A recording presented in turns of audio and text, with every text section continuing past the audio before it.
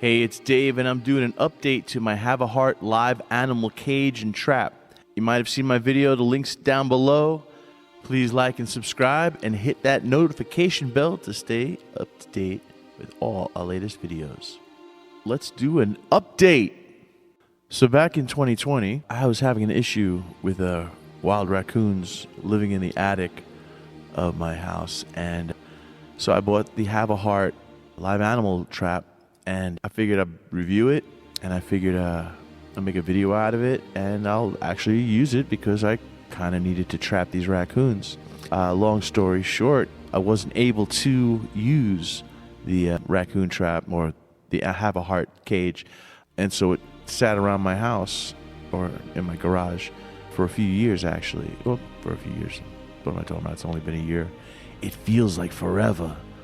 Actually, I think I've had the trap a little bit longer than 2020, but so fast forward to this year, I had the cage sitting around for a bit, and I had a skunk living in my lanai on my back porch, and he was just stinking and crapping all over the place. And I said to myself, I gotta do something about this. So I grabbed out the old trusty cage, set it up, put it out, and this is the rest of the video.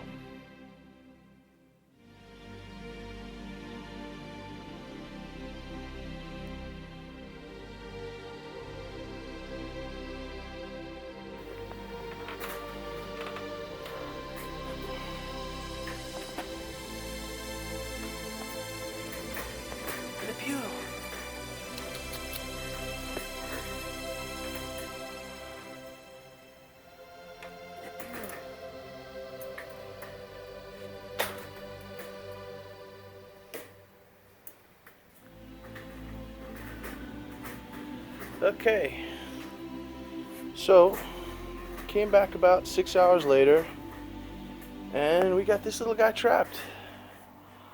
And I'm gonna let him loose in just a second. I just don't want him coming and run back into my house here.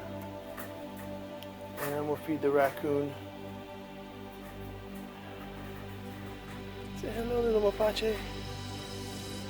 Skunks are our friend too. We'll feed him and we'll set him free. Okay?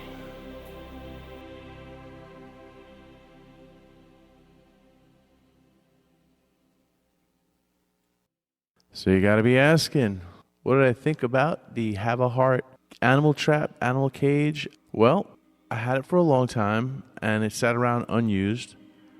Again, I couldn't use it when I got it, so I wound up storaging it, and eventually the need came around, which I figured it would. That's why I bought the trap in the first place. I bought the trap from Amazon. I paid for it with my own money, and like I said, I knew at some point the need would arise for me to need this cage at some future date, which it did. So, enter Le Pew. I only tried one time to catch him, and I caught him on the first try. The cage is solid. He didn't get out. I had to throw a towel over the cage so he wouldn't spray on me. The handle, even though it looks a little thin, it was strong enough to hold the cage and the weight of the skunk in it with the towel on top.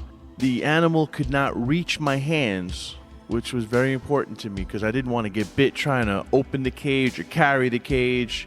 And the way the cage is constructed is that it's got a little piece of metal that surrounds the places that you're going to touch. So I really appreciated that little special feature. I think it was well made, and I think it will serve me well in the future. I know I'll be using it more than once. Okay, so some tips and tricks. One thing I learned about the cage was that animals will not go into a brand new cage. For some reason, it smells too much like humans, or I guess the machine oil or whatever.